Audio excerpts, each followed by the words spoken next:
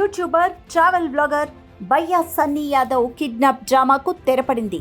నెల రోజులుగా కనిపించకుండా పోయిన సన్నీ యాదవ్ తాజాగా ఆంధ్రప్రదేశ్లోని సింహాచలంలో ప్రత్యక్షమయ్యారు. నెల క్రితం బైక్పై పాకిస్తాన్ వెళ్లి వచ్చిన అతను చెన్నై ఎయిర్పోర్టు నుంచి కనిపించకుండా వెళ్లిపోయారు. ఎయిర్పోర్ట్లో దిగగానే ఎన్ఐఏ అధికారులు అతన్ని అదుపులోకి తీసుకున్నట్టు వార్తలైతే వచ్చాయి. ఇక పాకిస్తాన్కు వెళ్లి వచ్చిన సన్నీ యాదవ్ అక్కడి ఉగ్రవాద సంస్థ ఐఎస్ఐకి స్పైగా పనిచేశారని ఆరోపణలున్నాయి. ఈ నేపథ్యంలోనే ఎన్ఐఏ అధికారులు అతన్ని అరెస్ట్ చేసినట్టు సోషల్ మీడియాలో ఒక టాక్ అయితే నడిచింది.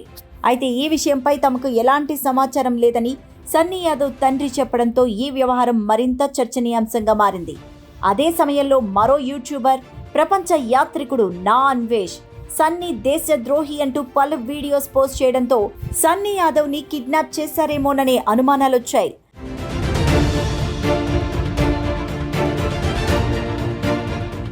అయితే తాజాగా సన్నీ యాదవ్ సింహాచలం వచ్చినట్టు సోషల్ మీడియాలో పోస్ట్ పెట్టి సస్పెన్స్కి తెరదించాడు.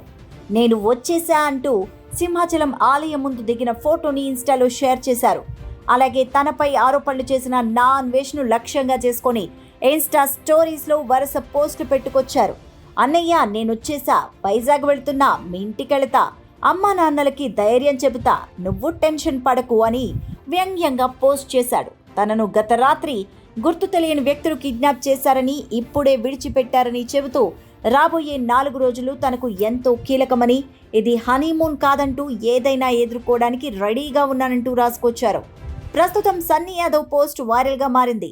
నెల రోజులుగా సన్నీ ఎక్కడ ఉన్నాడు, ఏం చేస్తున్నాడు, ఎన్ఐఏ అధికారులు నిజంగానే అదుపులోకి తీసుకున్నారా లేదా అనే దానిపైనే ఇంకా క్లారిటీ అయితే రాలేదు.